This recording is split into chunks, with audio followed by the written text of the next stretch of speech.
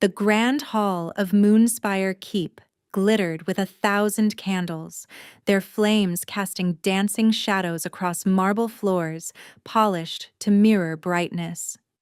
Kira Ashlyn pressed herself against the corridor wall outside the massive oak doors, her worn servant's dress a stark contrast to the opulence beyond. She shouldn't be here.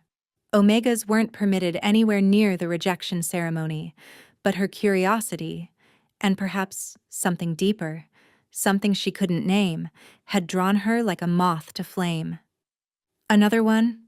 a guard muttered to his companion, both too focused on the spectacle inside to notice her. "That's what? The 100th woman he's turned away?" Through the narrow gap in the doors, Kira could see him. Alpha King Theron Valdris stood upon the raised dais, his presence commanding even in stillness. He was everything the stories claimed: tall, broad-shouldered, with jet-black hair that caught the candlelight, and eyes like molten silver that seemed to pierce through pretense and flesh alike. But it was the coldness in those eyes that made her breath catch, the absolute emptiness. Before him knelt Lady Selene Voreth, arguably the most beautiful woman in Silvercrest Kingdom. Her golden hair cascaded down her back in perfect waves, her dress worth more than Kira would earn in 10 lifetimes. She was everything an Alpha King's mate should be: noble-born, powerful, exquisite. "I offer myself as your mate and Luna Queen," Selene announced, her voice carrying across the silent hall. "My bloodline is pure, my family's land's extensive, my—" "No." Theron's voice cut through her words like a blade through silk. Single syllable. Absolute. Gasps rippled through the assembled nobles. This was the way it had gone for 3 years now, ever since Theron had taken the throne at 25. Every eligible woman in the kingdom and beyond had been paraded before him, all rejected. Always the same single word. No explanation. No mercy. Selene's face flushed crimson. "Your Majesty, I don't understand. My credentials are impeccable. The moon goddess herself would approve." "The moon goddess," Theron interrupted, his tone flat and emotionless, "can keep her opinions to herself. As can you. I have spoken. Leave." The lady staggered to her feet, humiliation written across her perfect features. As she passed, Kira caught the scent of her rage, bitter and sharp. Selene's gaze swept the corridor, landing briefly on Kira. The look promised retribution, though for what? Kira couldn't fathom. She was nobody. Invisible. Inside the hall, Theron's beta, Dax Kale, stepped forward. Even from her hiding spot, Kira could see the concern etched on his weathered face. "Your Majesty, the council grows restless. It's been 3 years. The kingdom needs an heir. They're beginning to whisper that perhaps you're incapable of bonding." Something flickered across Theron's face, too quick for Kira to identify. "Let them whisper. I will not take a mate I do not choose." "Then choose." Dax's frustration broke through his usual deference. "Any of these women would serve admirably. The kingdom's stability depends on—" "The kingdom." Theron's voice dropped to a dangerous whisper that somehow carried to every corner of the vast room. "Survived for centuries before me. It will endure." Kira found herself leaning closer, drawn by something in his voice. Beneath the ice, beneath the arrogance, she heard pain, loneliness. She must be imagining it. Alpha Kings didn't feel such things, especially not ones who rejected every woman who came before them. "If there are no other candidates," Theron began, turning to leave the dais, "there's one more, Your Majesty." Corvus Dane materialized from the shadows like smoke given form. The royal advisor moved with predatory grace, his dark eyes glittering with something Kira instinctively distrusted. She'd seen him before, during his rare visits to the Hollows, the slum district where she lived. He always wore that same slight smile, as if he found the suffering of others amusing. Theron's expression darkened. I gave no permission for additional candidates tonight. A mere formality, Corvus replied smoothly. This one is special. Found in the hollows, unclaimed, unwanted. I thought perhaps your majesty might appreciate the novelty. Kira's blood ran cold as two guards entered, dragging a struggling girl between them, her younger sister, Lyra. No, Kira breathed, her hand flying to her mouth. Lyra couldn't be more than 17, her honey-brown hair tangled, her dress, Kira's spare dress, torn at the shoulder. Terror painted her young face as she was forced to her knees before the Alpha King. What is this? Theron's voice cracked like a whip. She's a child. She's of age by kingdom law, Corvus countered. 17. Omega class, of course, but pure, nonetheless. I thought your majesty might find her innocence appealing, given your rejection of more worldly women. The implication in his tone made Kira's stomach turn. This was wrong. Everything about this was wrong. Lyra shook like a leaf, unable to even raise her gaze to the Alpha King. This is obscene, Dax protested. She's clearly terrified. This isn't how. The law permits any unmated female to be presented, Corvus interrupted. Or does the beta question the law? Kira watched Theron's face, saw the muscle jumping in his jaw, the way his hands clenched at his sides. For a moment she thought he might strike Corvus. Then his expression smoothed into that terrible blank mask. You waste my time with this farce, Theron declared coldly. She's beneath consideration. Remove her. Beneath consideration. The words echoed in Kira's ears. She'd heard them before, countless times. Omegas were always beneath consideration. Too weak, too common, too worthless. It was the way of things, had been for centuries. She should be relieved that Lyra would be sent away, back to safety. But looking at her sister's face, at the crushing humiliation written there, at the way Corvus smiled as if this had been his intention all along, to break them both, something inside Kira snapped. She didn't remember deciding to move. One moment she was pressed against the wall. The next she was striding through those massive oak doors, her worn shoes echoing loudly in the sudden silence. She's not beneath anything, Kira heard herself say, her voice ringing clear despite the terror coursing through her veins. And neither are you worthy to judge her, Alpha King or not. The entire hall froze. A servant, an Omega, had not only entered the sacred rejection ceremony uninvited, but had dared to speak, to challenge, to defy. Theron's quicksilver gaze locked onto hers, and Kira felt the impact like a physical blow. Power radiated from him, ancient and overwhelming, pressing against her, until her knees threatened to buckle. She'd never been this close to an alpha before, let alone the Alpha King. Every instinct screamed at her to lower her eyes, to submit, to beg forgiveness. Instead, she lifted her chin higher. You reject woman after woman, Kira continued, her voice shaking now but determined. Noble, beautiful, powerful women who would give anything to stand at your side. And why? Because you're too proud? Too cold? Too broken to let anyone in? Gasps erupted around her.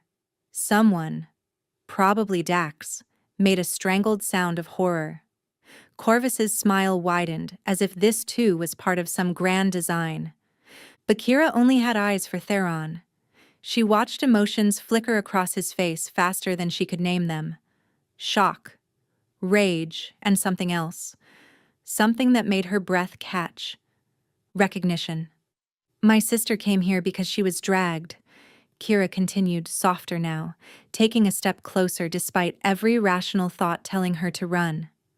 But I'm here by choice. So here's your novelty, Your Majesty. An Omega who doesn't want to be your mate, doesn't want your crown, and isn't afraid to tell you that you're a coward." The word hung in the air like a death sentence. Theron descended from the dais in 3 long strides. He was massive up close, towering over her, his scent, pine and winter frost and something wild, overwhelming her senses. When he stopped just inches away, Kira could see gold flecks in those argent eyes, could see the pulse hammering at his throat that betrayed he wasn't as unaffected as he appeared. "You dare," he whispered, the words meant only for her, "to call me coward?" "I dare," Kira whispered back, though her whole body trembled now, "because it's true."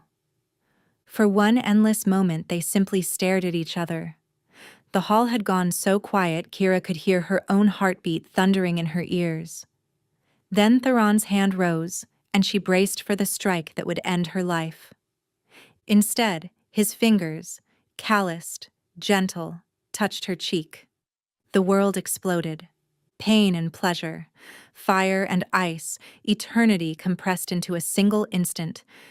Kira felt something inside her chest tear open and reform, felt invisible chains snap into place, felt Theron's gasp mirror her own as they both staggered.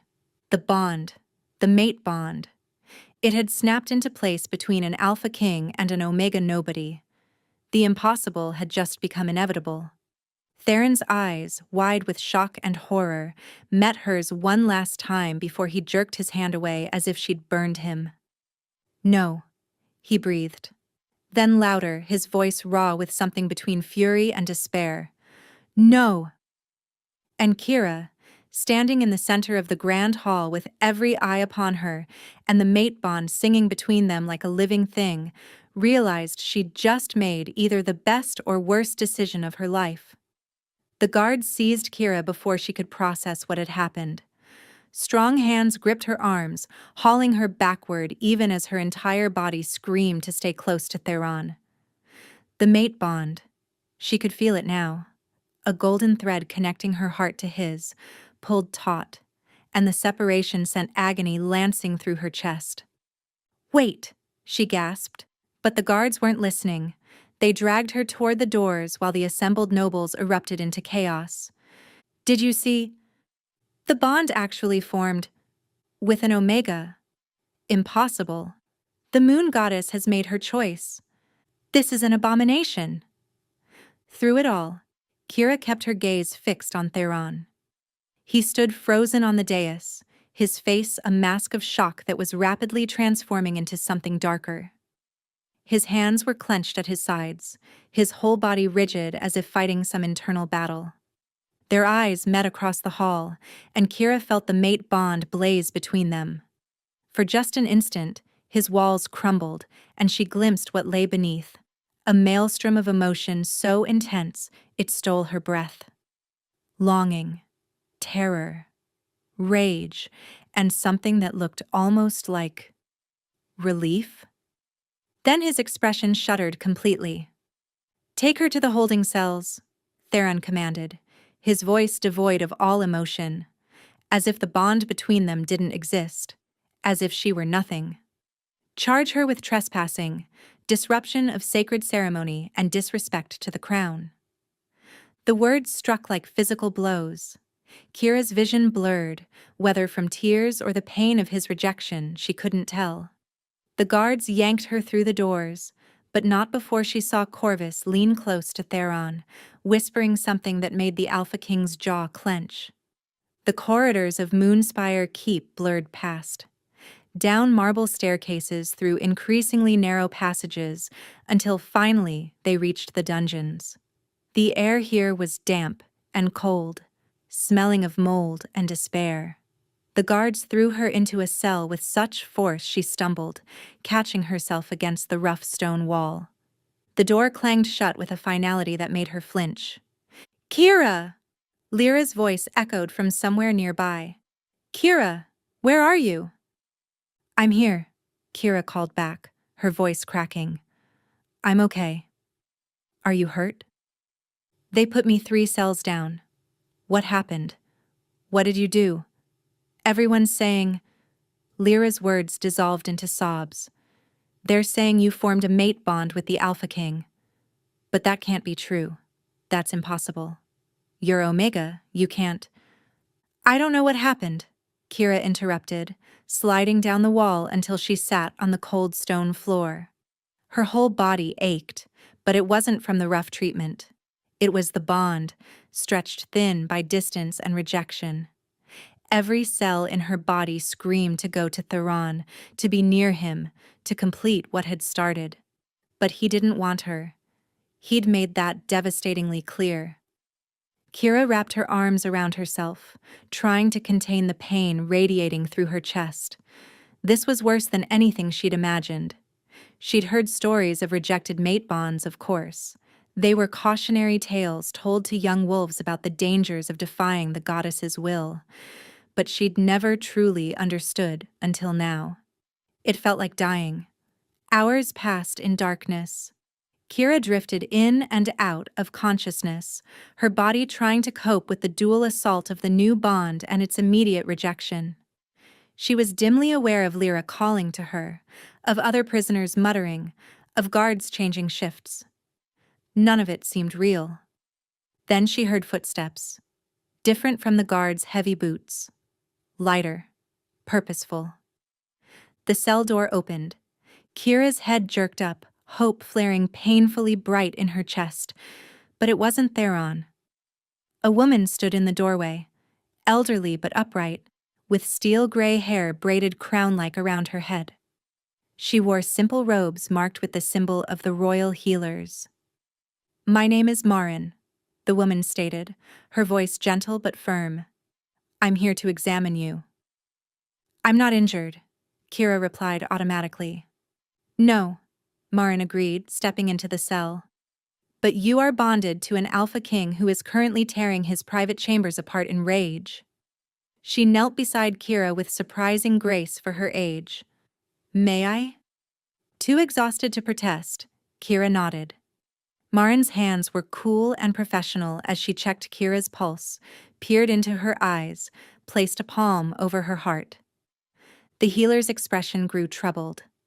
"How long has it been since the bond formed?" Marin asked. 4 hours? 5? I've lost track.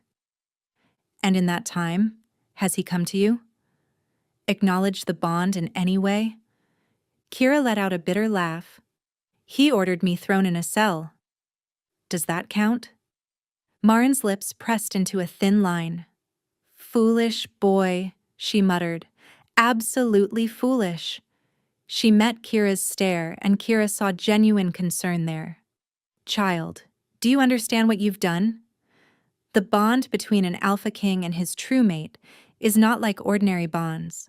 It's ancient, powerful, and demands completion." "He doesn't want me," Kira stated flatly. "So I guess the bond will just have to be disappointed." "It's not that simple. The bond will kill you both if it's not completed within the moon cycle. The Alpha King knows this. He's known since the moment it snapped into place." Marin's look was steady, unflinching. "And yet, he fights it anyway." The words settled over Kira like a shroud. She'd barely survived 4 hours of this agony. 4 weeks would destroy her. Why? The question escaped before she could stop it. Why does he reject everyone? What's wrong with him? Marin was quiet for so long Kira thought she wouldn't answer. Then, "That's his story to tell, not mine. But I will say this. Theron Valdris is the most powerful Alpha King our kingdom has seen in generations, and the most damaged." Before Kira could ask what she meant, raised voices echoed from the corridor. Marin stood quickly, placing herself between Kira and the door. Corvus Dane appeared in the doorway, his smile as cold as a blade. Behind him stood 2 guards, but these weren't the regular dungeon guards. These wore the black uniforms of the Enforcement Corps. "The healer's examination is complete," Corvus announced pleasantly. "You may leave, Marin." "I'm not finished." "You are." The words were silk over steel. "The Alpha King has made his decision regarding the Omega's fate." Kira pushed herself to her feet, ignoring the way her legs shook. What decision? Corvus's smile widened. His Majesty, in his infinite wisdom, has determined that the bond was formed through witchcraft. Dark magic designed to trap him into a false mating. He paused, savoring the moment. You are hereby charged with treason against the crown, the penalty for which is death. The world tilted. Death. For a bond she hadn't asked for, hadn't wanted, couldn't control. That's absurd, Marin protested. The mate bond cannot be faked or forced. It's the goddess's will. The goddess, Corvus interrupted smoothly, does not mate alpha kings with omega trash. Clearly, darker forces are at work, and they will be purged. His stare glittered with malicious satisfaction as it fixed on Kira. Your execution is scheduled for dawn, 3 days from now. Plenty of time for the Alpha King to find a way to sever this unfortunate connection. He turned to leave, then paused. Oh, and your sister? She'll be watching from the front row. I want to make sure she understands the price of defiance. The door slammed shut, leaving Kira alone with Marin and the crushing weight of her death sentence. No, Marin breathed, her face stricken. This isn't right. This isn't how. A sound cut through her words. Low, anguished, barely human. It took Kira a moment to realize it was coming from her own throat. The mate bond flared with agonizing intensity, and she knew that somewhere in Moonspire Keep, Theron felt it too. He was condemning them both, and for the first time since entering that hall, Kira wondered if her defiance had been courage or simply the worst mistake of her life. Theron's private chambers looked like a battlefield. Furniture lay overturned, curtains torn from windows, bottles shattered against marble floors. He stood in the center of the destruction, chest heaving, his hands still clenched into fists that had punched holes through walls built to withstand siege. It wasn't enough. Nothing was enough to quiet the bond screaming in his chest. Your Majesty. Dax stood in the doorway, his expression carefully neutral despite the chaos. The Omega has been secured as you ordered. Good. The word tasted like ash in Theron's mouth. The execution order has been posted. Dawn, 3 days hence. Dax paused. Corvus is handling the arrangements personally. Something dark twisted in Theron's gut at the mention of his advisor, but he forced it down. Also good. Is it? Dax stepped into the room, closing the door behind him. Because from where I'm standing, it looks like you're tearing yourself apart. I'm fine. You've destroyed half your chambers. I'll destroy the other half if I choose, Theron snarled. I'm the Alpha King. I do as I please. Then why? Dax asked quietly, dangerously. Do you please to kill your own mate? The mate bond flared at the word, sending pain lancing through Theron's chest so acute he actually staggered. He caught himself against the wall, breathing hard, fighting the overwhelming urge to run to the dungeons, to that cell, to her. Kira. Her name was Kira. He'd heard someone say it. Kira Ashlyn, 22 years old, Omega class, resident of the Hollows. Unmarked, unclaimed, working 3 jobs to support her younger sister after their parents died in a rogue attack 2 years ago. He'd learned everything about her in the hours since the bond formed. Had demanded every scrap of information, told himself it was to build the case against her. But really, he just needed to know. Needed to understand how someone so small, so seemingly insignificant, had shattered 3 years of careful control with a single, defiant glare. She used dark magic, Theron insisted, the words automatic. The bond is false. You don't believe that. I have to believe that. The words exploded from him with such force that Dax actually stepped back. Because if I don't, if I accept that the goddess truly chose her for me, then everything I've done, Everything I've sacrificed to protect this kingdom means nothing. Silence fell between them. Theron could feel Dax's attention on him, steady and knowing. His beta had been with him since childhood, had seen him through the darkest period of his life. If anyone could understand, it would be Dax. But understanding didn't change reality. "Tell me about her," Dax requested finally. "Not the report. Tell me what you felt when the bond formed." Theron's jaw clenched. He wanted to refuse, to order Dax out, to pretend this conversation wasn't happening. But the mate bond pulsed with longing, and the words came, despite himself. "Peace," he whispered. "For the first time in 8 years, I felt peace." His hand rose unconsciously to his chest. She looked at me, really looked at me, not at the crown or the power or any of it. And she wasn't afraid. She was furious. A ghost of a smile touched his lips. Called me a coward in front of the entire court. She wasn't wrong. Theron's head snapped up, the smile vanishing. "Careful, Beta." "Someone has to say it," Dax countered. "You've spent 3 years rejecting every woman presented to you because you're terrified of the bond, terrified of what happened to your father. But Kira isn't Lady Alara, and you aren't King Aldrich." The names hit like physical blows. Theron's father, the previous Alpha King, his mother, Lady Alara, the mate bond that had seemed perfect, destined, blessed by the goddess herself. Right up until the moment Lady Alara had used that bond to destroy King Aldrich from within, manipulated by enemies of the throne into poisoning her own mate slowly, driving him mad until Theron had been forced to watch his father deteriorate into a shell of himself before finally dying in agony. And the worst part? His mother hadn't even known she was being used. The enemy had exploited the mate bond itself, turning it into a weapon. By the time they'd discovered the truth, both his parents were dead, and Theron was left with a crown and a terror so deep it had shaped his entire reign. "The bond is a weakness," Theron declared flatly. "It can be exploited, used, turned against us. I won't risk it. I won't risk her." "So you'll kill her instead?" "She'll die anyway if the bond isn't severed. At least this way, it's quick. Clean.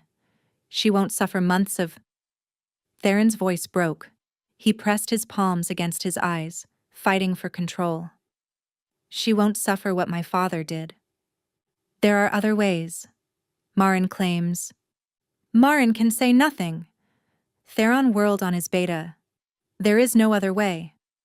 The bond can't be rejected without killing both parties, and it can't be completed without making her a target for every enemy I have. Those are the only options."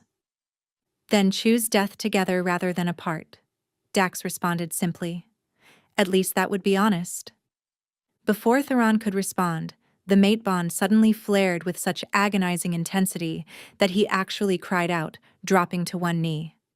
The pain wasn't physical. It was deeper, emotional. He felt Kira's terror, her despair, her. He was moving before thought, out the door, down corridors, driven by pure instinct. Guards scattered from his path. He took stairs 3 at a time, descended into the dungeons, following the golden thread connecting them until he stood outside her cell. The guard started to unlock it, but Theron stopped him with a gesture. Instead, he pressed his palm against the small window in the door, peering through. Kira sat in the corner, her arms wrapped around her knees, her face buried against them. Even from here, he could hear her crying, soft, broken sounds that tore at something in his chest. The bond sang at her nearness, the agony receding to a manageable ache. His hand trembled against the door. He could go in, could comfort her, could complete the bond and worry about consequences later. But then he saw it, a shadow moving at the far end of the corridor, someone watching, waiting. Corvus. The advisor stood in the darkness just beyond the torchlight, his expression unreadable. But Theron knew that look. had seen it 8 years ago, hovering at the edges while his father died. Always there, always helpful, always making suggestions that seemed so reasonable until you looked back and realized how much control you'd ceded. Theron's hand fell away from the door. He couldn't do it. Couldn't risk Kira becoming what his mother had been, a weapon turned against everything she loved. The bond might feel real, might feel right, but bonds could be manipulated. Love could be perverted into destruction.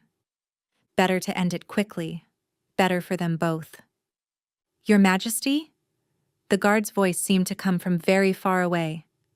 Did you wish to see the prisoner? No, Theron responded, his voice hollow. He turned away from the cell, from Kira's soft crying, from the bond that screamed at him to stay. I've seen enough. He walked past Corvus without acknowledgement, feeling the advisor's satisfied smile even without looking. Made it halfway up the stairs before the mate bond flared again, so powerfully his knees buckled. He caught himself on the stone wall, breathing hard, tasting blood where he'd bitten his tongue. Through the bond, he felt the exact moment Kira's crying stopped. Felt her awareness of him, sharp and clear despite the distance. She knew he'd been there, knew he'd walked away. The betrayal that flooded through the mate bond was worse than any physical pain. Theron closed his eyes, letting it wash over him, accepting it as his due. He was a coward. She'd been right about that. Right about everything. But at least his cowardice would keep her alive, even if neither of them would ever be whole again. 2 days passed in the dungeons like an eternity compressed into moments. Kira drifted between consciousness and fevered dreams, her body burning from the incomplete bond. Marin came when she could, bringing water Kira couldn't keep down, herbs that did nothing to ease the supernatural agony tearing her apart from the inside. He's dying too, Marin whispered on the second night, bathing Kira's forehead with a cool cloth. Dax tells me the Alpha King hasn't left his chambers. Won't eat, won't sleep. Just sits and stares at nothing. Good, Kira managed through cracked lips. The word held no conviction. Even hating him, even knowing he'd condemned her to death, she couldn't stop the bond from crying out for him. Her traitorous heart still yearned for a man who'd chosen pride over their lives. It's not good. If you die, he dies. The kingdom will be thrown into chaos. Corvus will... Marin caught herself, glancing toward the door where guards stood watch. Corvus will what? Kira asked, forcing herself to focus despite the fever clouding her mind. But Marin just shook her head, fear plain in her expression. Rest now. Save your strength. For what? Kira wanted to ask. For the execution? For the moment when they drag her to the courtyard and end this suffering? But she was too tired to form the words. That night, she dreamed. But these weren't the fevered nightmares that had plagued her. These felt different. Real. She stood in a moonlit garden, the air sweet with night-blooming jasmine. And there, beneath an ancient oak, stood Theron. He looked worse than she felt. His mercurial eyes were ringed with shadows, his jaw covered in stubble, his usually immaculate appearance disheveled. When he saw her, something broke in his expression. Kira.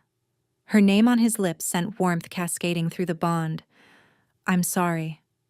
I'm so sorry. Is this real? She took a step toward him, then stopped. Or am I dying and hallucinating? I don't know. His laugh was bitter, broken. Maybe both.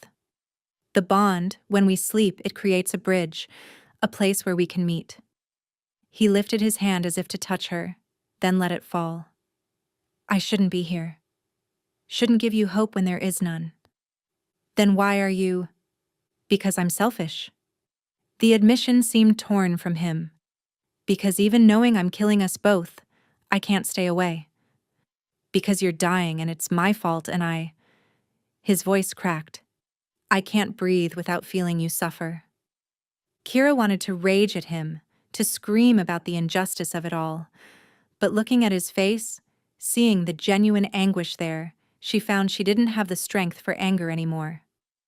Tell me why, she requested instead, not the lies about dark magic, the real reason you won't accept the bond. For a long moment she thought he wouldn't answer. Then he began to speak, words pouring out as if a dam had broken. He told her about his father, about the mate bond used as a weapon, about watching the strongest man he knew reduced to a paranoid shell who saw enemies in every shadow. About his mother's horror when she realized what had been done to her, how the bond had been corrupted, turned into a channel for poison both physical and mental. She killed herself, Theron revealed, his voice hollow. After he died. Couldn't live knowing she'd been the instrument of his destruction, even though it wasn't her fault. Even though she never knew. His stare met Kira's. The bond killed them both. And I swore on their graves, I would never let it happen to me. Understanding crashed over Kira like a wave. You're not afraid of the bond itself. You're afraid of what others could do with it. I have enemies everywhere. Wolves who want the throne, who see any weakness as an opportunity. If they knew about you. He stepped closer, and she could feel his breath against her face. They would use you to destroy me, and I couldn't survive watching another person He stopped, the unspoken word hanging between them. Love. He'd almost said love. So you chose to destroy me yourself, Kira finished softly. That's not protection, Theron. That's just another kind of cowardice. He flinched as if she'd struck him. I know. Then change it. Stop the execution.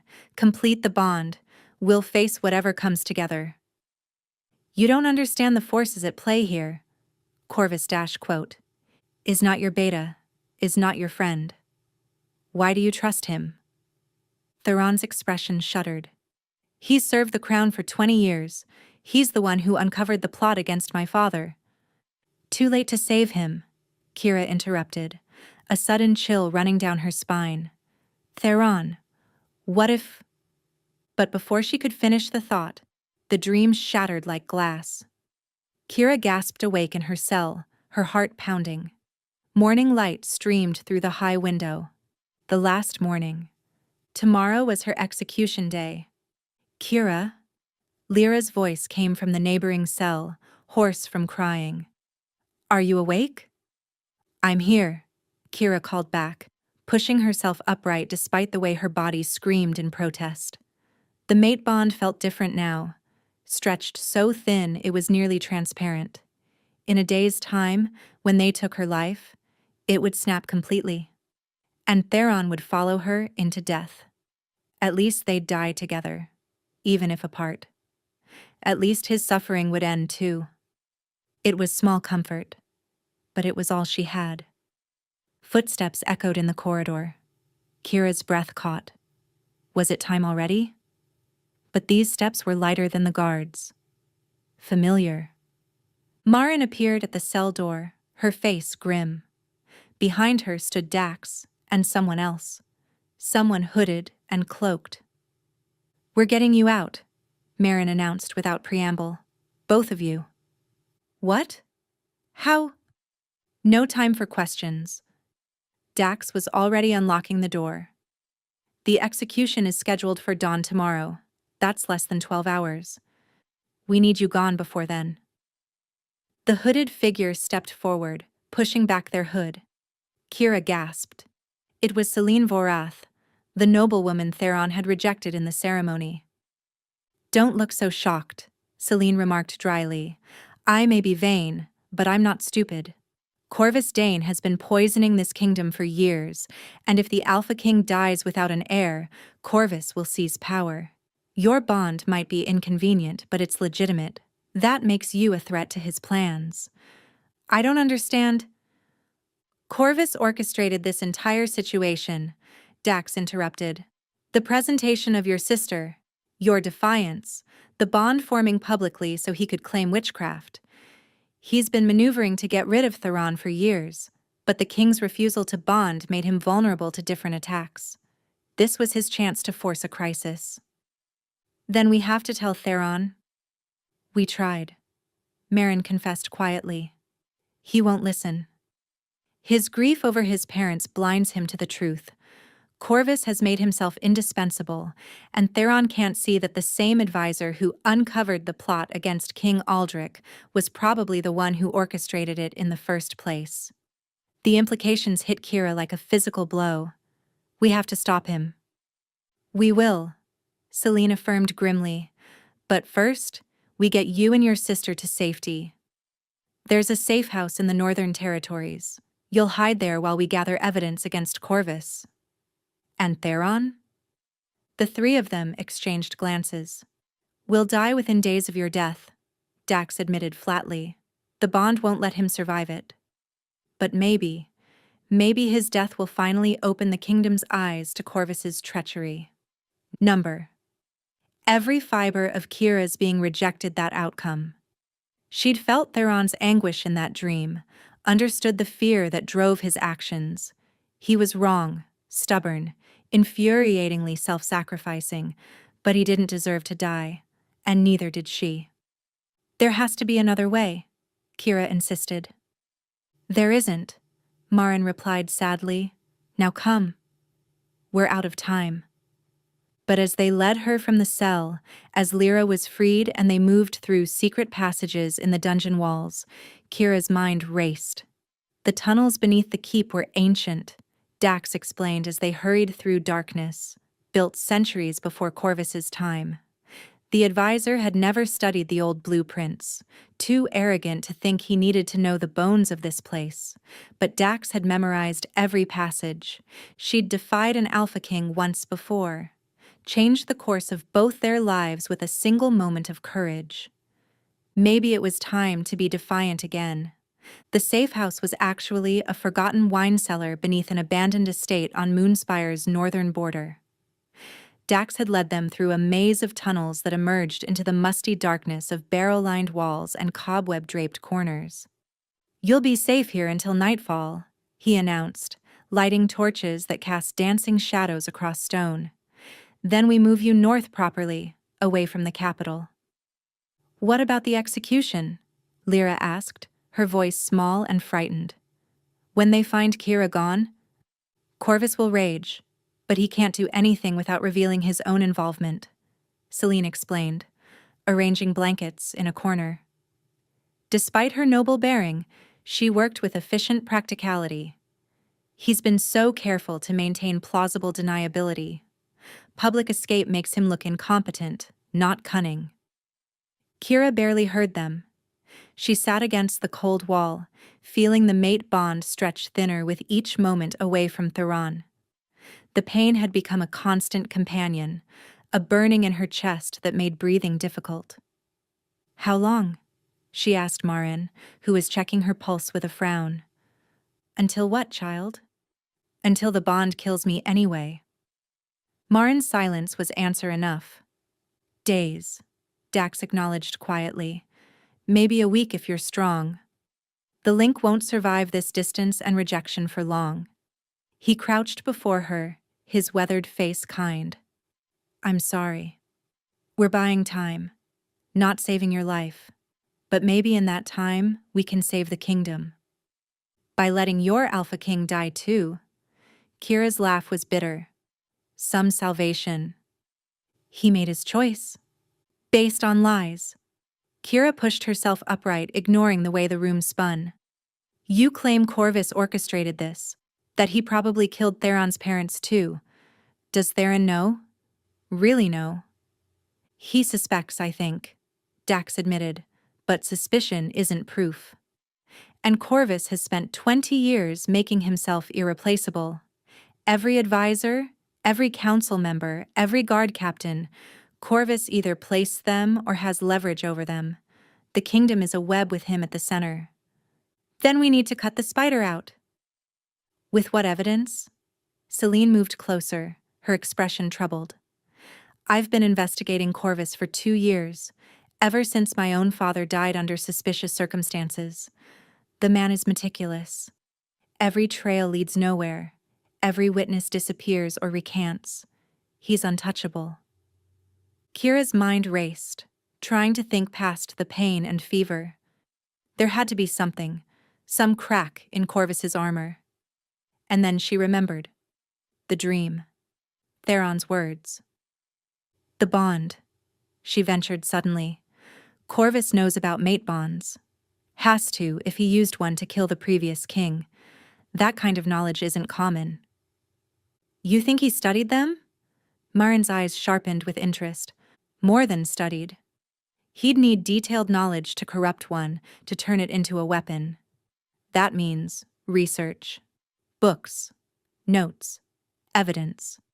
Kira looked between them. Where would someone like Corvus keep that kind of information? His private study, Dax offered slowly, in the keep's western tower. But it's warded, guarded. I've never been allowed inside, and I'm the beta.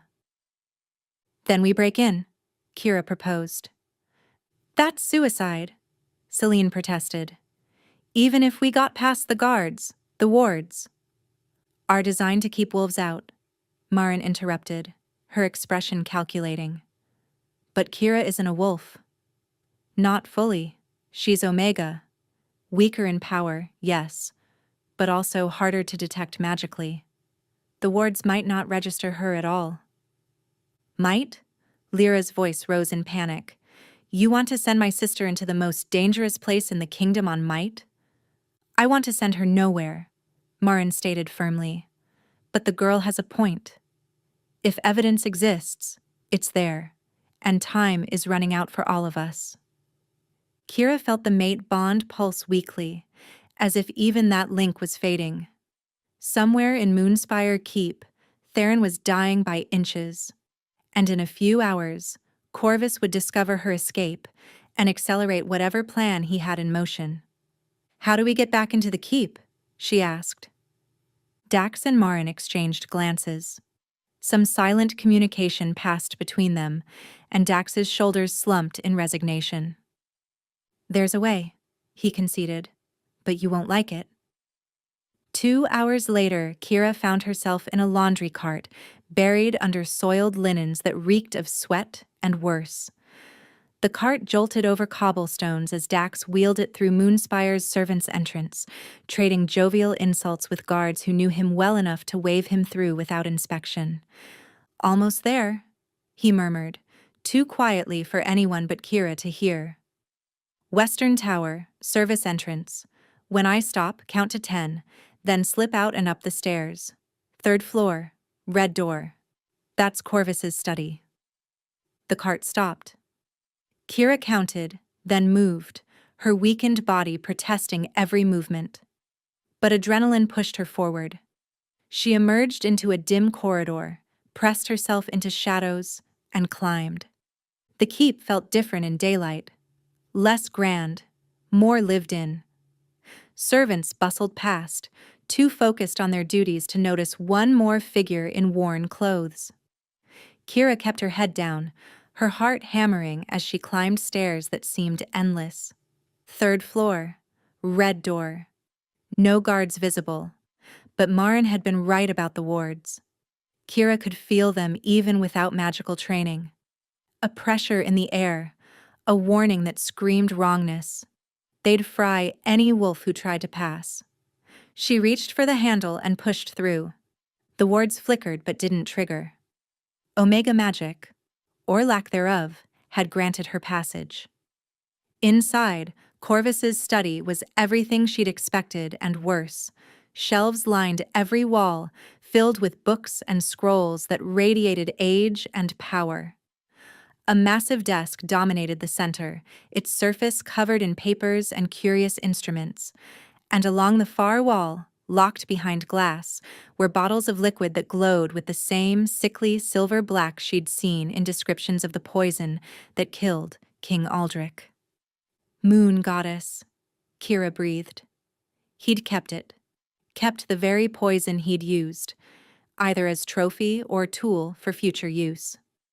She moved to the desk, rifling through papers with trembling hands, bills of sale, correspondence with nobles, nothing immediately damning.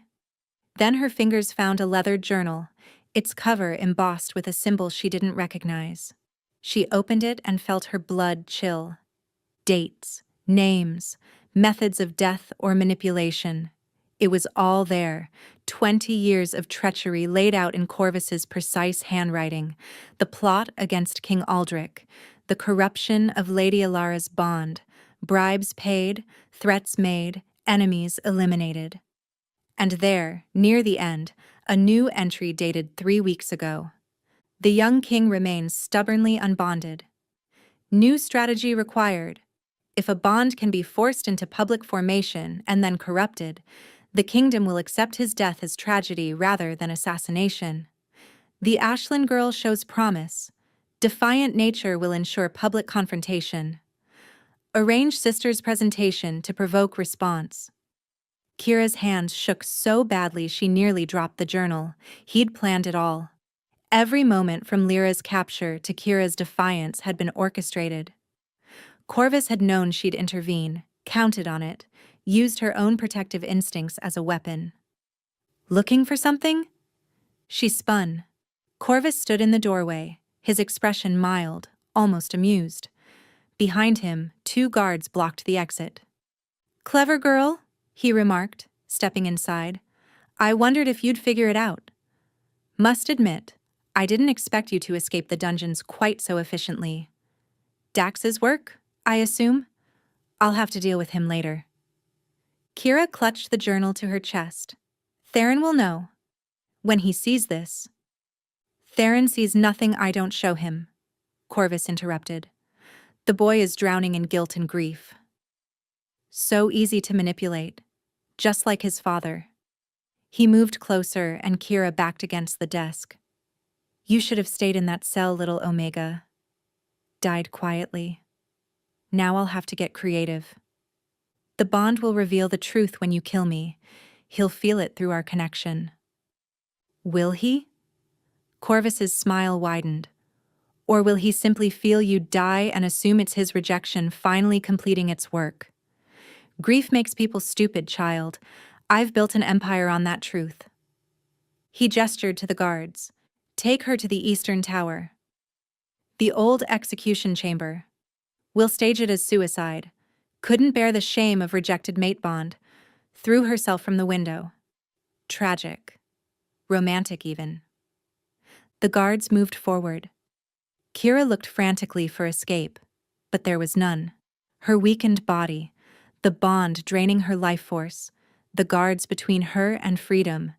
She was trapped. Then the mate bond suddenly flared in her chest, stronger than it had been in days, bright and burning and furiously alive, and through it, she felt him. Theron knew she was here, in danger, and he was coming. The study door exploded inward with a force that sent splinters flying. Theron stood in the wreckage, his eyes blazing silver gold with alpha power, his entire body radiating lethal intent. "Step away from her," he snarled at Corvus. "Now." For the first time since Kira had met him, Corvus's composure cracked. Just for an instant she saw fear flicker across his face. Then he smiled. "Your Majesty. How wonderful. This saves me so much trouble." He gestured, and the guards moved, not toward Kira, but toward Theron. "You see, I couldn't have killed you directly. Too obvious. But dying to save your mate from her own treachery? That's the kind of tragedy that makes legends." The guards attacked in perfect synchronization. Theron moved like lightning, but he was still weak from the bond's rejection, still dying by inches. He took down one guard, but the other's blade scored across his ribs. "Stop!" Kira screamed. She thrust the journal forward. "It's all here. Everything you've done. Theron, he killed your parents. Planned this whole thing." Theron's stare snapped to the journal, then to Corvus. Understanding dawned on his face, and with it, a rage that made the air itself tremble. "You," he breathed. "All along, it was you."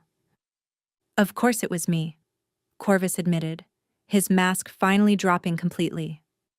"Your father was weak. You're weaker. This kingdom needs real leadership, not some boy who's afraid of his own shadow because of traumas I orchestrated." He pulled a vial from his pocket, that silver-black poison. "But don't worry. Your suffering ends today. Both of you." He moved toward Kira with supernatural speed. Theron roared, lunging to intercept, but the remaining guard blocked his path. Corvus's hand closed around Kira's throat, the vial at her lips. The mate bond screamed in her chest. She felt Theron's terror, his desperation, felt him pour everything he had into reaching her. And in that moment, something inside Kira broke free. Not the bond, something older, deeper. Power she'd never known she possessed, dormant until this moment of absolute need. Her eyes blazed gold. The Omega who shouldn't have power, who'd been dismissed as weak and worthless, reached inside herself and found the truth Corvus had overlooked in his careful planning. She was Theron's true mate, and true mates could share everything, including power. Kira's hand shot up and closed around Corvus's wrist. Alpha strength flooded through her, channeled from Theron through their bond, amplified by desperate love. She squeezed, and bones snapped like twigs. Corvus screamed. The vial shattered on the floor, its poison hissing as it ate through stone. "You're wrong," Kira declared, her voice resonating with power that shouldn't belong to an Omega. "Our bond isn't weakness. It's what makes us invincible." Corvus stumbled backward, cradling his shattered wrist, his face twisted with disbelief and pain. "Impossible. Omegas don't have alpha power. True mates do." Marin's voice came from the doorway, where she stood with Dax and a dozen palace guards loyal to the crown, not to Corvus. "When the bond is accepted and embraced." "You studied corruption of bonds, Corvus, but you never understood their true nature." Dax moved into the room, his sword drawn. "Corvus Dane, you're under arrest for treason, murder, and conspiracy against the crown." For a moment, Corvus looked like he might fight. Then his attention landed on the journal still clutched in Kira's hands, and something in him deflated. Without that evidence, he might have talked his way out. But 20 years of crimes, documented in his own hand? "You have no idea what you've done," he hissed to Theron, his voice venomous even in defeat. "I made you, shaped you. Everything you are is because of me." "No," Theron replied quietly, moving to Kira's side. "Everything I am despite you. There's a difference." As guards dragged Corvus away, his screams echoing down the corridors, Kira felt her legs give out. The surge of channeled power had burned through what little strength she had left. She collapsed, but Theron caught her, lowering them both gently to the floor. "I've got you," he murmured, cradling her against his chest. "I've got you now." "Took you long enough," Kira managed, but her voice was barely a whisper. The mate bond pulsed weakly between them. Stronger than before, but still incomplete. Still killing them both. "I'm an idiot," Theron confessed, and she felt wetness on her face, his tears falling into her hair. "A stubborn, terrified idiot who nearly destroyed us both." "Yes," Kira agreed. "You are." He laughed, the sound broken. "Marin, how long does she have?" The healer knelt beside them, her expression grave. "Hours. Maybe less. The bond is too damaged, and she's expended too much energy. Theron, you need to complete it now, or we both die," Theron finished. He cupped Kira's face, forcing her to meet his stare. "I need you to understand something. If we complete this bond, you become a target. Everyone who wanted my father dead will want you dead, Every enemy I've made will try to use you against me. Your life will never be simple or safe again. Sounds terrible, Kira responded. When do we start? I'm serious. The danger. Do you really think I don't know about danger? Kira interrupted, finding strength from somewhere deep inside. I'm an Omega who defied an Alpha King in front of his entire court. I broke into the most feared advisor's study and found evidence that brought him down. I've been sentenced to death, escaped execution, and channeled alpha power I shouldn't possess. She smiled, fierce despite her weakness. I think I can handle your enemies. Theron stared at her, and Kira watched emotions war across his face. Fear, hope, wonder, and finally, acceptance. You're extraordinary, he breathed. I don't deserve you. No, Kira agreed, but you're stuck with me anyway. That's how mate bonds work. He kissed her then, and it wasn't gentle or tentative. It was desperate, claiming, a seal and a promise, and an apology all at once. The mate bond flared between them, no longer painful but warm, right, settling into place like a key in a lock. But it wasn't enough. The damage was too severe. The rejection had lasted too long. Theron, Marin urged, the claiming bite. You have to complete it properly. Kira felt him tense. She knew what he was thinking. What if he lost control? What if he hurt her? I trust you, she stated simply. Those 3 words seemed to break something in him. Theron buried his face in her neck, breathing in her scent, and Kira felt his canines lengthen. This was it, the true claiming, the point of no return. Mine, Theron growled against her throat.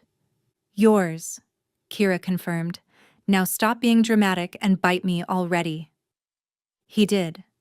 The pain was sharp and immediate, but it transformed almost instantly into something else entirely. Pleasure crashed over her in waves as the mate bond exploded to life, no longer thin and aching but brilliant and whole. She felt Theron's mind brush against hers, felt the walls he'd built around his heart crumble, felt the full force of his emotions. Love, fierce and overwhelming and absolutely certain. He loved her, had loved her since that first moment of defiance, when she'd looked at him and seen not a king, but a man. Had fought it because he loved her enough to think death was better than the danger his life would bring. Idiot, she thought fondly. I know, came his response directly into her mind. I'm working on it. The bite sealed, and Theron pulled back, his silver eyes now ringed with gold. Kira knew hers must look the same, mate-marked, bond complete, utterly transformed. How do you feel? Marin asked. Kira took inventory. The pain was gone.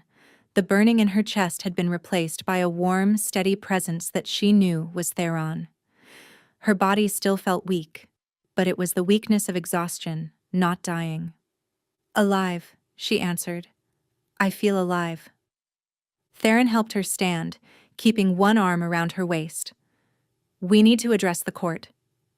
Corvus's arrest will cause panic. The nobles need to see us united, need to understand. That their king finally found his match? Dax interjected, grinning.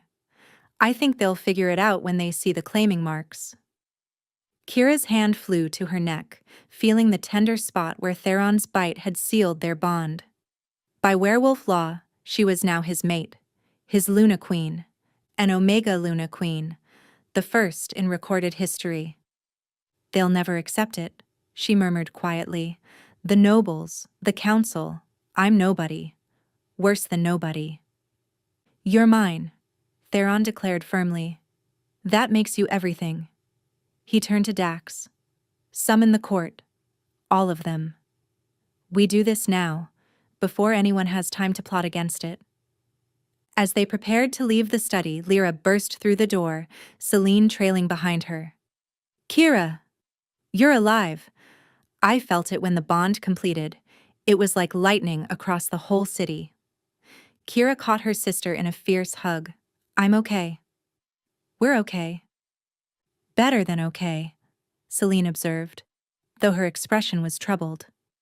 But the lady has a point about the nobles. They're not going to simply accept this without a fight. You've upended centuries of tradition. Then let them fight, Theron proclaimed, his voice carrying an edge of alpha command that made everyone straighten. I've spent 3 years letting fear rule me, letting Corvus manipulate me. No more.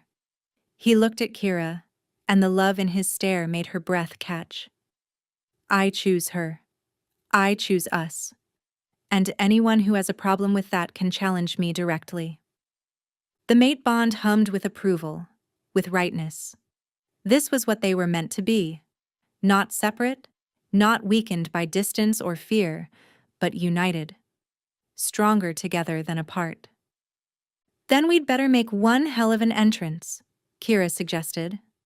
As they walked through Moonspire Keep toward the Grand Hall, Kira felt eyes on them from every corridor. Servants whispered. Guards stared. Word was already spreading. The Alpha King had claimed an Omega. The impossible had happened. And they were either about to change history or start a civil war. Possibly both. The Grand Hall fell silent as Theron and Kira entered. Every noble in Silvercrest had been summoned, and they filled the space with hostile curiosity. At the center stood an empty dais, recently cleaned of Corvus's blood, Kira noted grimly. They know about Corvus? She murmured to Theron.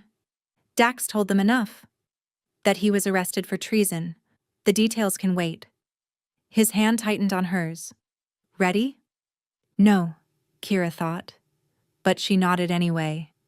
They ascended the dais together. The mate bond pulsed steadily between them, lending Kira strength she didn't quite feel. Below, hundreds of eyes watched, judging, calculating, hostile. 3 days ago, Theron began, his voice carrying to every corner.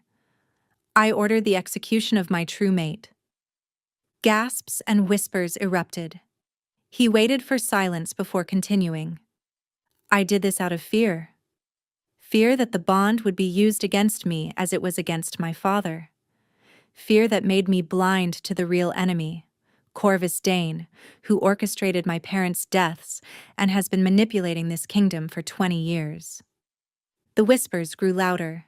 Theron gestured, and guards brought forward the leather journal, holding it up for all to see. Evidence of his crimes. Every murder, every manipulation, every betrayal, documented in his own hand. Theron's look swept the crowd. Including the plot that forced my mate's presentation, hoping to create a crisis that would end with my death. But she's Omega, someone shouted. Kira recognized the voice. Lady Celine's cousin, another noble with designs on the throne. The Alpha King cannot mate an Omega. It's against all tradition. Tradition, Theron stated coldly. Put Corvus in power and nearly destroyed us all. Perhaps it's time for new traditions. The goddess chooses mates. Marin stepped forward, her voice carrying supernatural weight. As the eldest healer, her word carried authority even nobles couldn't dismiss. Not tradition, not politics. The goddess chose this bond, formed it despite every obstacle, and strengthened it through trials that would have killed lesser pairs. To reject it is to reject her will. She's too weak, another voice called. What kind of Luna Queen can't even shift? Can't defend the pack? Kira felt Theron tense beside her, felt his alpha power rising in response to the insult. But she placed a hand on his arm, stopping him. You're right, she acknowledged, stepping forward. I am weak. By every traditional measure, I'm unqualified to stand here. I can't shift into wolf form. I have no noble blood, no training in statecraft or warfare. She paused, meeting eyes throughout the crowd. But I've done something none of you could. I survived rejection by my true mate. I uncovered a conspiracy you all missed. And I stood before an Alpha King and called him a coward when he needed to hear truth more than flattery. Silence greeted her words. The question isn't whether I'm strong enough for this position, Kira continued. It's whether you're brave enough to accept a Luna Queen who will always tell you what you need to hear rather than what you want to hear. For a moment, no one spoke. Then Celine stepped forward, and Kira tensed, expecting more opposition. Instead, the noblewoman knelt. I acknowledge Kira Ashlyn as true mate to Alpha King Theron Valdris, Celine proclaimed formally, and I pledge my house's loyalty to the crown. Dax was next, followed by Marin. One by one, nobles began to kneel, some reluctantly, some with genuine respect in their expressions, but not all. Nearly a third of the assembled nobles remained standing, their faces hostile. We cannot accept this, one elder declared. An Omega Luna violates every law of succession. If the king dies without a viable heir, then name one noble here who could challenge me, Theron interrupted, his voice dropping to a dangerous purr. One wolf brave enough to face me in ritual combat for the right to question my choice of mate. The standing nobles exchanged glances. Challenging an Alpha King was legal, but it was also usually fatal. Theron was the strongest alpha the kingdom had seen in generations. We don't question your strength, Majesty, the elder responded carefully. But the bond itself is suspect. How do we know it's real? That she hasn't used magic to fake? Enough. Marin's voice cracked like thunder. You want proof? Then we'll give it to you. Tonight is the blood moon, the night when pack bonds are strongest, when truth cannot be hidden. She turned to Theron and Kira. I propose a public completion ritual. Let the entire kingdom witness the bond's legitimacy. Kira's stomach dropped. She'd heard of blood moon rituals, sacred ceremonies where mates completed their bond before the pack. Private usually, but occasionally made public when legitimacy was questioned. It's dangerous, Dax protested. The ritual leaves them vulnerable. If anyone wanted to attack, then they'd be declaring war on the goddess herself, Marin affirmed firmly. Even our most skeptical nobles wouldn't dare. She looked at Kira. But the choice is yours, child. The ritual is intense. Not painful, but exposing. Your bond will be laid bare for all to see. Every emotion, every memory, every truth between you. Kira looked at Theron, found him already watching her. Through the mate bond, she felt his concern, his desire to protect her from this additional trial, but she also felt his certainty that this was their best path forward, the only way to silence doubt completely. We do it, Kira decided, tonight. Hours passed in preparation. As the sun set and the blood moon began to rise, carriages and horses carried thousands from the city to the sacred grove. By the time darkness fell completely, the clearing was packed with every wolf who could make the journey. The Starfall Grove lay outside the city, an ancient clearing where the first wolves had gathered centuries ago. Thousands stood among the trees, watching as Theron and Kira were led to the center by Marin and a circle of elder healers.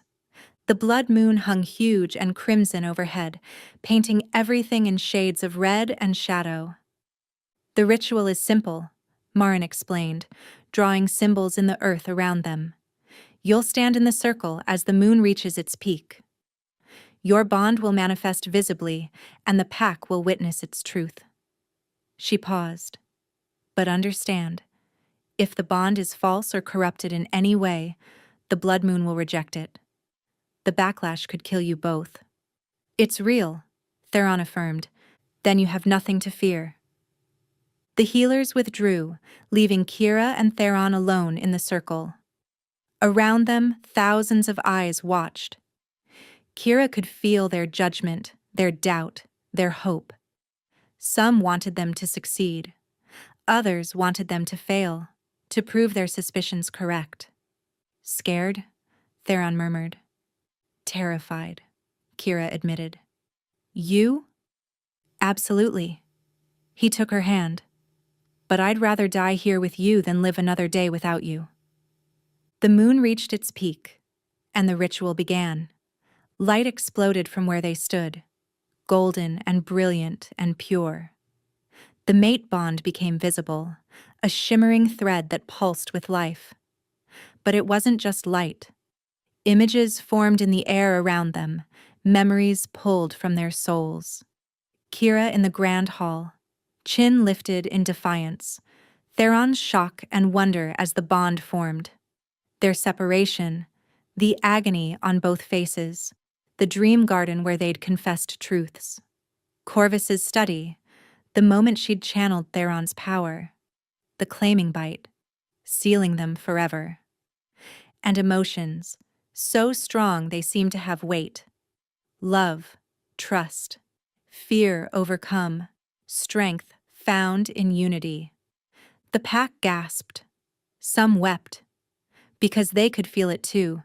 The truth of the bond, its depth and power, undeniable under the blood moon's light. Then something else appeared in the light. A figure, translucent and ethereal, formed from moonbeams. The moon goddess herself, or as close as mortals could perceive. She touched Kira's forehead, then Theron's. And when she spoke, her voice was everywhere and nowhere. This bond is blessed. This union is sacred. Let none challenge what I have joined. The figure faded, the light dimmed. And when Kira and Theron stood in the circle once more, something had changed. Kira felt it immediately, power, real power, flowing through her.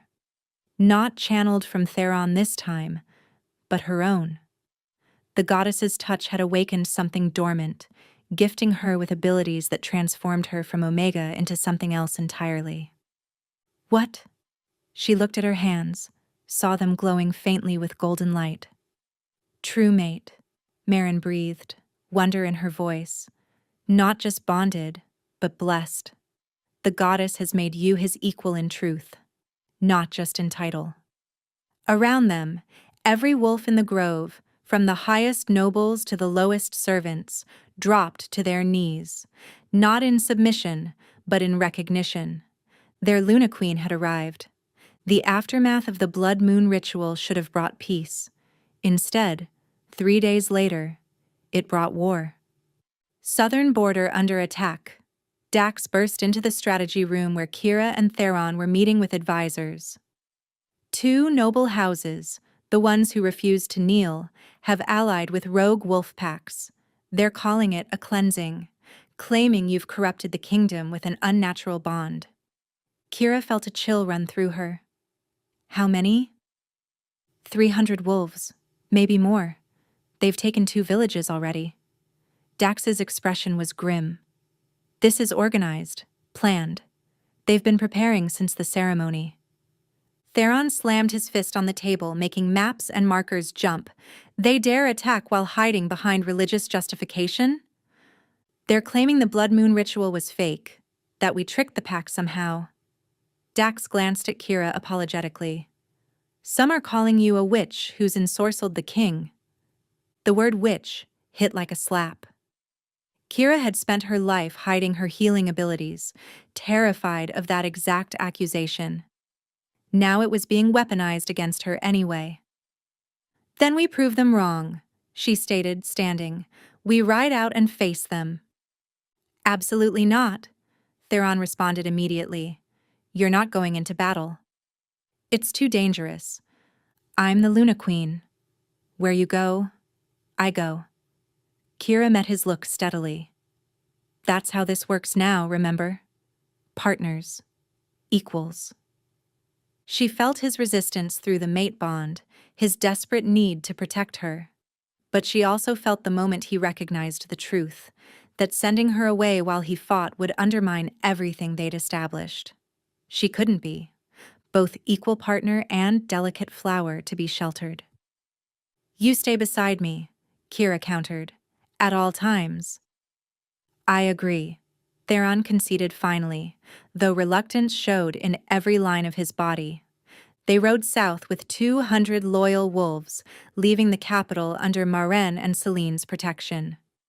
The journey took half a day, and with each passing hour, Kira felt tension building in her chest.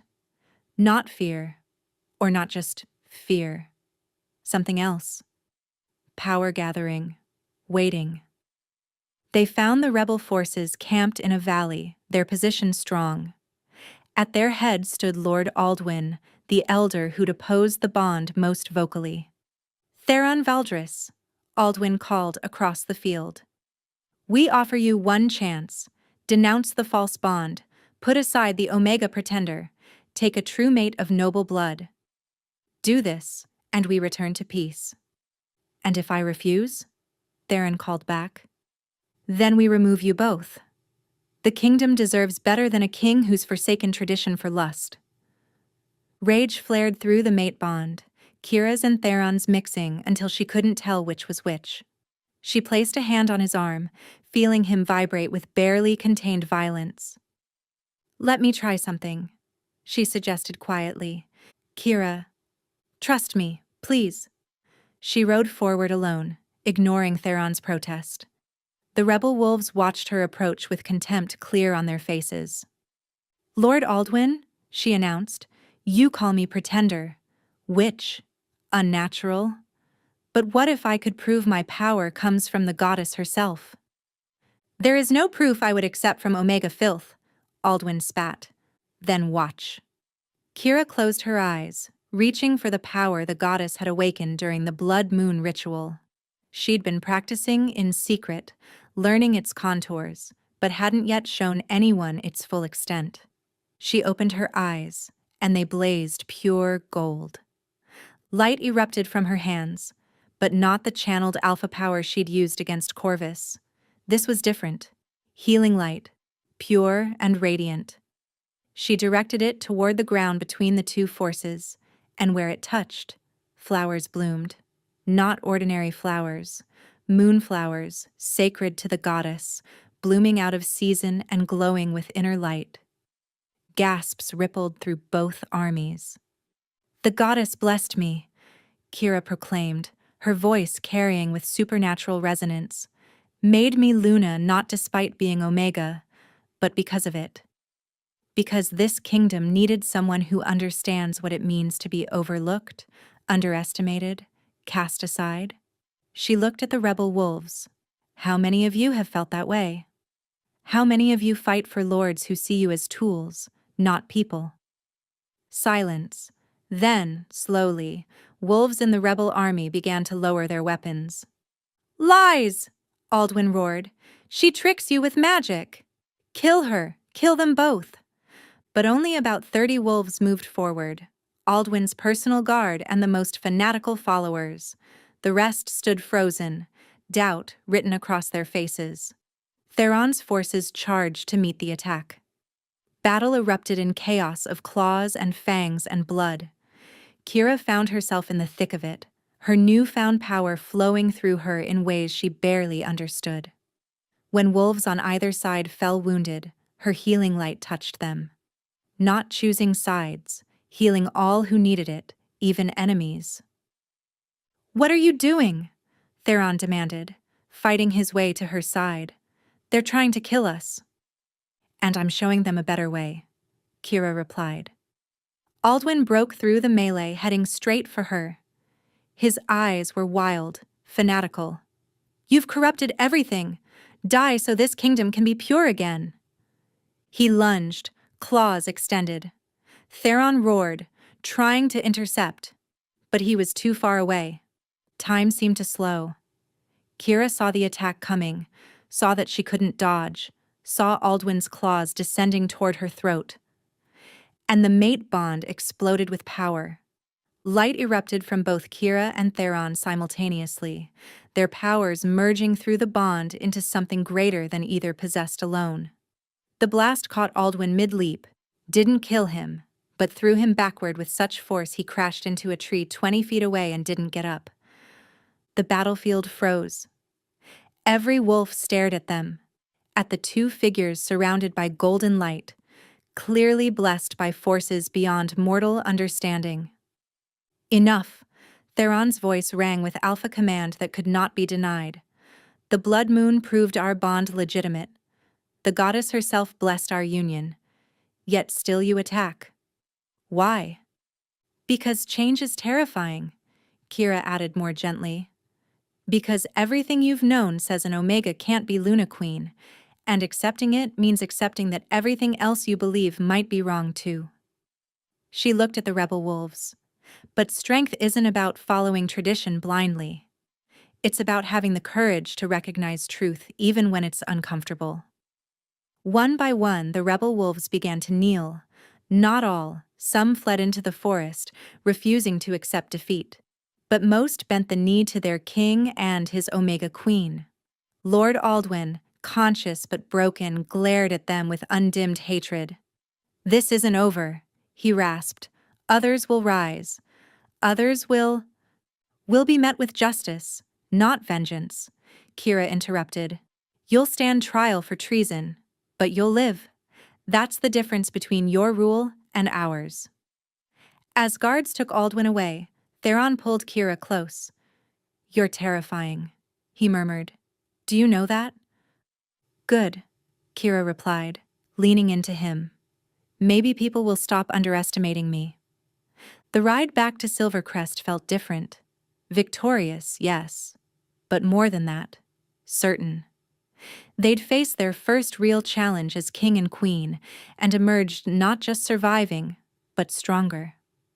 The kingdom was learning what Kira and Theron already knew. Their bond wasn't a weakness to be exploited. It was the strength that would save them all. 3 months later, Kira stood on the balcony of Moonspire Keep, watching the sun rise over Silvercrest. So much had changed since that day she'd walked into the Grand Hall and defied an Alpha King. Arms wrapped around her from behind, and she leaned into Theron's warmth. Through the mate bond, she felt his contentment, his peace, emotions she'd once thought impossible for him. "The Northern Territories sent their formal pledge today," he murmured against her hair. "That's all 7 regions now. The kingdom is unified again." "Not everyone's happy about it," Kira pointed out. There were still pockets of resistance, wolves who would never accept an Omega Queen. But their numbers dwindled daily as Kira's rule proved itself wise, compassionate, strong. "No," Theron agreed. "But they'll learn. Or they'll leave. Either way, I'm not compromising. Not on us." Kira turned in his arms, reaching up to trace the claiming mark on his throat, mirror to the one he'd left on hers. "No regrets?" "Only that I wasted 3 years being afraid." He kissed her softly. "And that I almost lost you because of it." "But you didn't." "We found our way." A knock at the door interrupted them. Lyra burst in without waiting for permission, her face alight with excitement. "It's time. Marin says the pups could come any day now." Kira laughed, placing a hand over her slightly rounded belly where their children grew. Twins, Marin had confirmed last week. One would be Alpha, one Omega. A perfect balance, the healer claimed, blessed by the goddess. "We have weeks yet," Kira told her sister. "Stop trying to rush them." "I'm going to be an aunt." "I'm allowed to be excited." Lyra spun away, presumably to go spread the news to anyone who'd listen. Theron's hand covered Kira's on her belly. "Terrified?" he asked. "Absolutely," Kira admitted. "You. Beyond words." He grinned. "But we'll figure it out. Together. Together." The word that had saved them. That defined them. As the sun fully rose over their kingdom, painting the sky in golds and pinks, Kira felt the mate bond pulse with warmth and certainty. Their story had begun with defiance and rejection, with fear and near death. But it ended, or rather, continued, with love, with acceptance, with the understanding that the strongest bonds weren't the ones that came easily, they were the ones worth fighting for, and theirs had been worth everything. every moment of pain, every act of defiance, every impossible choice. Together, they had rewritten destiny itself. The Alpha King who'd rejected every woman had finally found his match, and the Omega who dared to defy him had become a queen.